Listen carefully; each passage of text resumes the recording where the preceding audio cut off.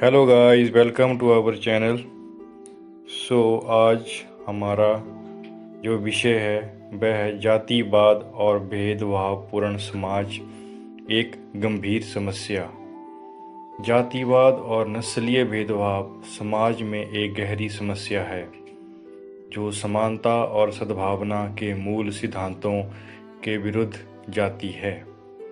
यह केवल किसी एक देश या क्षेत्र तक सीमित नहीं है, बल्कि वैश्विक स्तर पर भी यह एक प्रमुख मुद्दा बना हुआ है।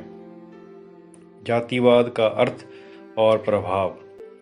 जातिवाद का अर्थ है किसी विशेष जाति, रंग, धर्म या नस्ल के आधार पर भेदभाव करना।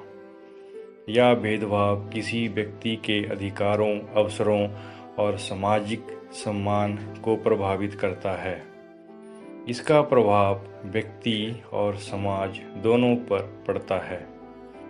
व्यक्तिगत स्तर पर जातीय भेदभाव से व्यक्ति में आत्मसम्मान की कमी, अवसाद और असुरक्षा की भावना उत्पन्न हो सकती है। सामाजिक स्तर पर यह समाज में विभाजन, हिंसा और असमानता को बढ़ावा देता है। आर्थिक प्रभाव। भेदभाव के कारण कुछ समुदायों को रोजगार, शिक्षा और अन्य अवसरों में सीमित कर दिया जाता है, जिससे सामाजिक और आर्थिक असमानता उत्पन्न होती है। जातिवाद के ऐतिहासिक और आधुनिक रूप।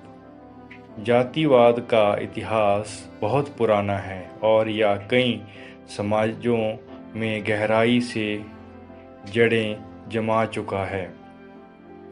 प्राचीन काल में विभिन्न समाजों में जाति और नस्ल के आधार पर लोगों के अधिकार सीमित कर दिए जाते थे।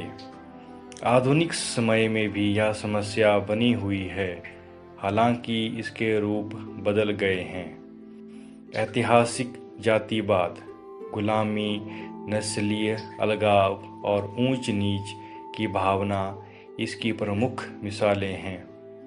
आधुनिक जातिवाद शिक्षा, रोजगार, न्याय प्रणाली और सामाजिक व्यवहार में भेदभाव के रूप में देखा जा सकता है। जातिवाद से निपटने के उपाय।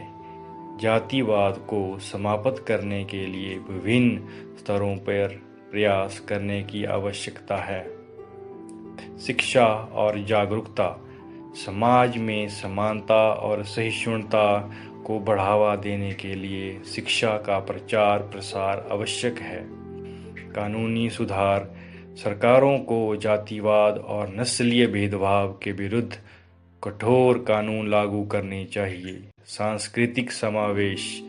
विभिन्न समुदायों के बीच संवाद और समन्वय को बढ़ावा देना आवश्यक है।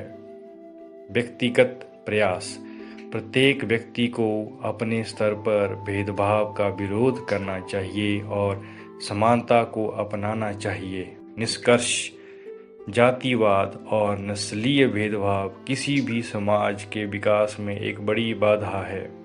यह आवश्यक है कि समाज एकजुट होकर समानता, भाईचारे और समावेशिता को बढ़ावा दे ताकि हर व्यक्ति को उसके अधिकार और अवसर समान रूप से मिल सके। धन्यवाद।